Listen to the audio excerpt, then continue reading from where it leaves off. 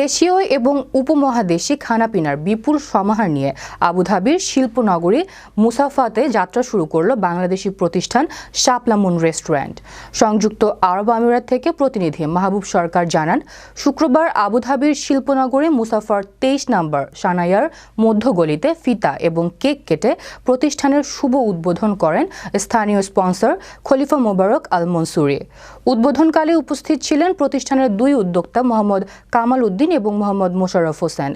এছাড়াও অন্যান্যদের মধ্যে উপস্থিত ছিলেন শাহামা মসজিদের পেশ ইমাম হাফেজ মোহাম্মদ মুসা, বিশিষ্ট ব্যবসায়ী আবুল বাশার সেলিম, নেজামুদ্দিন, নজরুল ইসলাম রুবেল এবং এমদাদুল হক বাবলু সহ বিপুল সংখ্যক প্রবাসী। আসলে আমরা প্রবাসে ব্যবসা বাণিজ্য করার জন্য আমাদের অনেক সুযোগ আছে।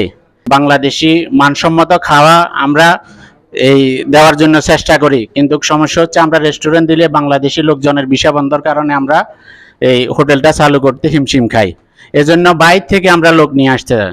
তো এই জন্য আমি একজন উদ্যোক্তা হিসেবে আমি বাংলাদেশ সরকার বা গভর্নমেন্ট যারা আছেন সবার কাছে একটা অনুরোধ থাকবে, আমাদের প্রবাসীদের পাশে যদি, রেমিটেন্স যোদ্ধাদের পাশে যদি দাঁড়ায় সরকার, তাহলে ইনশাআল্লাহ আমরা আরো সফলতার দিকে এগিয়ে যেতে পারবো। নাস্তা থেকে শুরু করে নিয়ে দুপুরের খাওয়া থেকে শুরু করে নিয়ে রাত্রের খাওয়া পর্যন্ত সব সময় আপনাদের খেজমতে শাপলা মুন রেস্টুরেন্ট অলওয়েজ প্রস্তুত।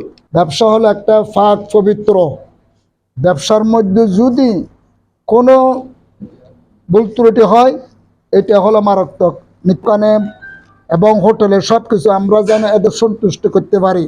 এখন শীতকালে শীতের ভিতরে আরো বিভিন্ন রকমের চায়ের আমাদের নতুন বাংলাদেশ থেকে কারিগর আনা হয়েছে আপনার চায়ের জন্য একমাত্র। আপনারা সবাই এখানে আসবেন, সবার দাওয়াত রইল।